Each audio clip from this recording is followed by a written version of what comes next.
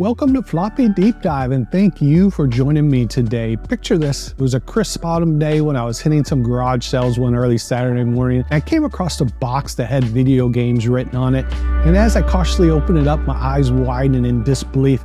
A Sega Master System in all its glory, and from that moment on, I immersed myself in the world of the Sega Master System.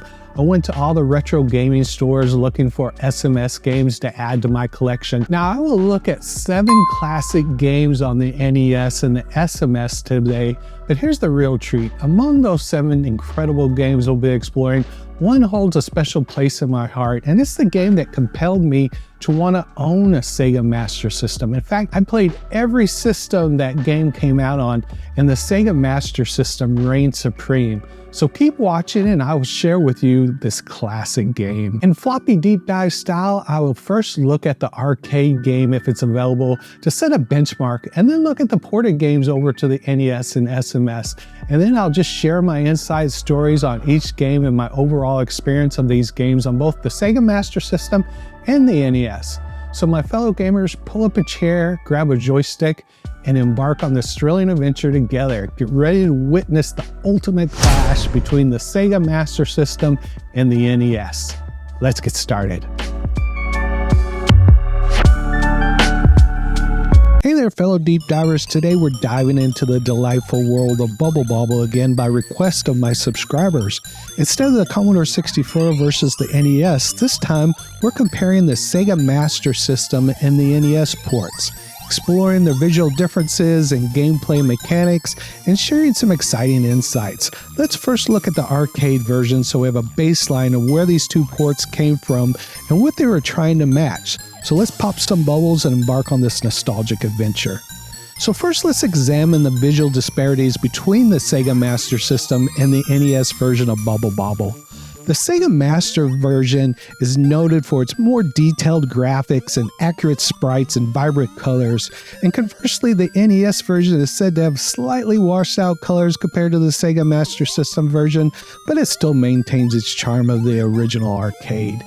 And Bobble was a true gem in the platforming genre, known for its addictive gameplay and cooperative multiplayer.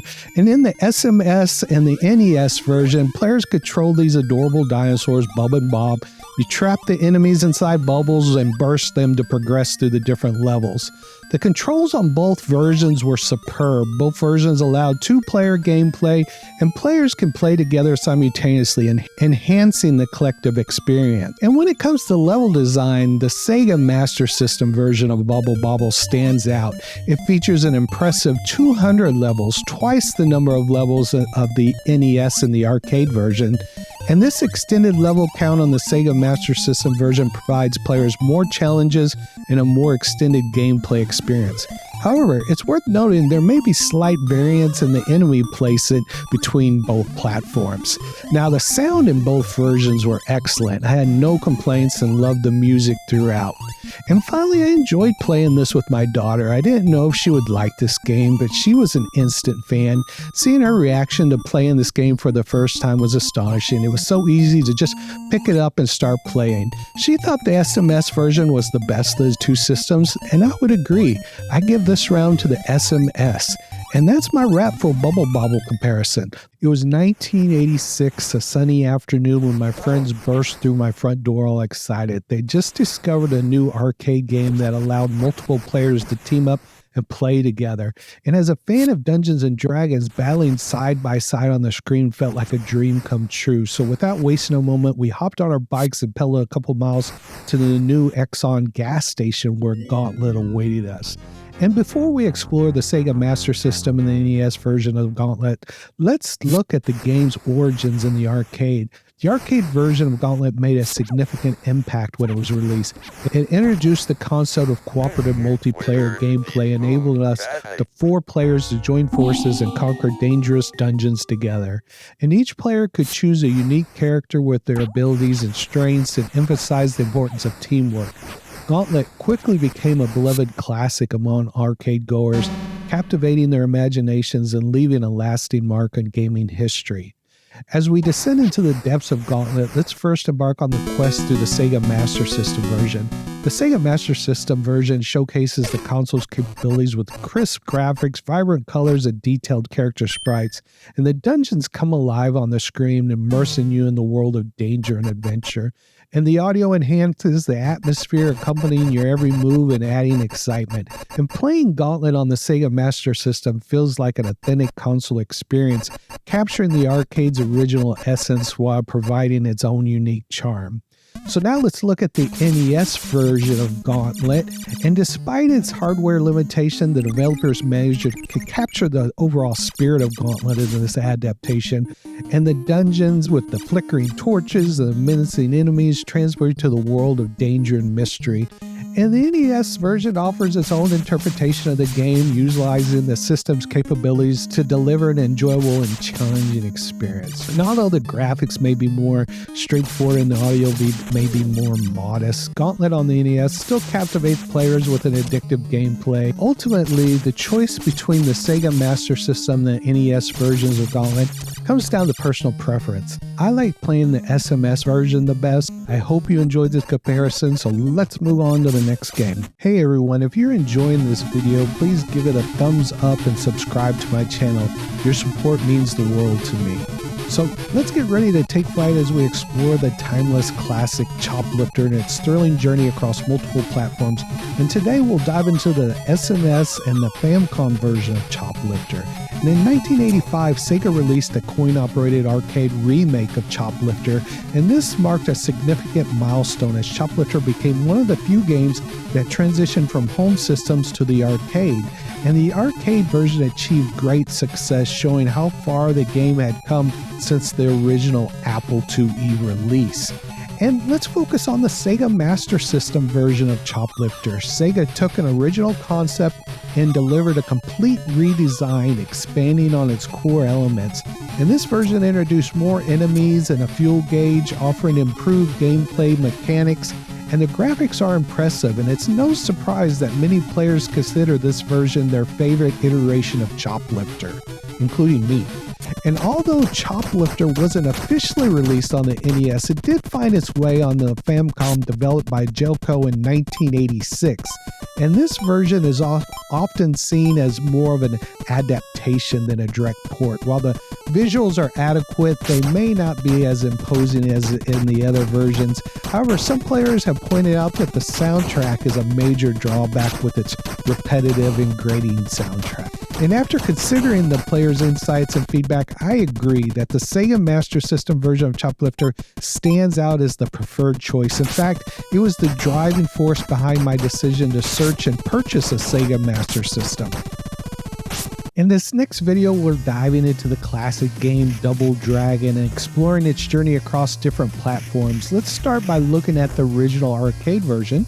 The arcade version of Double Dragon set the stage for the series' success, and it featured an intense beat-em-up action co-op gameplay and a memorable soundtrack, and became an instant hit and left a lasting impact on the gaming landscape. Now let's move on to the Sega Master System.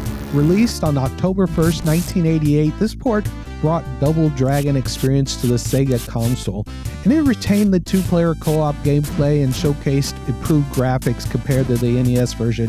However, it had some pixel flickering issues. And next up we have the NES version of Double Dragon, published by Tradewest and Nintendo in North America and Europe. And this port introduced a bonus game called Mod B, and it allowed players to engage in one-on-one matches with different characters. And while the graphics might not be as sharp as the SMS, many players appreciate the additional gameplay options. And comparing the Sega Master System and NES version, both have their strengths and drawbacks. The SMS version shines in terms of graphics, while the NES version offers a unique gameplay mode. And after considering the difference, I prefer the NES version because its controls are so much better. It just allowed me to fight easier, and I just found jumping into it was just so much quicker to do. And with Double Dragon covered, we're progressing through our classic game list. This was our 4th game out of 7 that we'll be looking at in the series, so let's go ahead and move on to the next game. Next, I will review the Ghostbusters game based on the classic movie. And of course, when discussing Ghostbusters, I must mention the original Commodore 64 version. It set the standard against which I compare all the other versions, The Commodore 64 version was terrific, with incredible sound from the SID chip. The graphic and sound were excellent for the time, and the gameplay was challenging but rewarding. You had to drive around the city, catch ghosts, buy equipment, and eventually face the Stay Puft Marshmallow Man. Now, this was my first time playing the Sega Master System version, and it turned out to be a completely different game. It featured good graphics, music, and animation. The ghosts looked funny, like big yellow bananas. It offered more levels and locations, including a haunted house, a sewer, and a rooftop. And the game also introduced a new feature such as a password system, a shop to upgrade your car and weapons, and a different type of ghost to catch. Unfortunately, I never made it to the final boss. Now, on the other hand, the Nintendo Entertainment System version was a huge disappointment. It was a port of the Commodore 64 version, but had worse graphics, sound, and controls, and it was plagued by annoying glitches and bugs that made the game frustrating and unfair. And the driving sections were tedious and boring, and the ghost catching lacked variety, and the final level was almost impossible to beat. It's one of the worst games I ever played on the NES. So there you have it. Whether you're a movie fan or just want to bust some ghosts, I recommend checking it out. The Ghostbusters games were a mixed bag, but among the Sega Master System and the NES versions, the Sega Master System version was definitely the best. Now let's move on to the next game. Let's now dive into the iconic action game of the 80s, Ninja Gaiden. The arcade hit from 1988 offered fast-paced gameplay, stunning graphics, and immersive sound. As a badass ninja protagonist, you should slash enemies, climb walls, and perform acrobatic moves. And with 4 stages, each with a unique settings and boss battles, Ninja Gaiden provided a challenging yet rewarding experience, keeping players returning for more. Now let's compare the two leading home console versions, the Sega Master System and the Nintendo Entertainment System ports. Both were released in 1989. And despite sharing the same title, these versions and the arcade original differed significantly from each other. So which one is better? Well, regarding graphics, the SMS version boasts more colors and detail than the NES version. However, it also suffers from flickering and slowdown. On the other hand, the NES version features smoother animation and less lag, but falls short with its bland and repetitive backgrounds. As for the audio, both versions offer decent music and sound effects. Now let's talk about the gameplay. The SMS version, straightforward, offered a classic action platformer experience with Ryu, and you slash through enemies and obstacles and utilizing your swords while you collect power-ups for extra abilities. In contrast, the NES version adds complexity and challenge. Limited continues a timer and a secondary weapon system that consumes ninja power to test your skills. Lastly, the story. The SMS version keeps it simple, focusing on Ryu's mission to rescue his kidnapped father from the evil cult. On the other hand, the NES version weaves a more elaborate tale. It involves Ryu seeking revenge for his father's death, unraveling a conspiracy surrounding ancient statues, and battling against the demon. The NES version also includes cinematic cutscenes that progress the story between stages. Let me know your thoughts in the comments. Now I'll look at Prince of Persia on 2 different platforms, the SMS and NES, and this is my first time playing the game on either of these systems, so I'm excited to see how they compare and which one I prefer. First, let's talk about the graphics. The SMS version boasts vibrant and rich colors, bringing the environments and characters to life. In contrast, the NES version showcases a slightly more subdued color palette, which gives it a distinct visual style. I'm impressed by the level of detail in the SMS version, especially considering the limitation of the 8-bit hardware.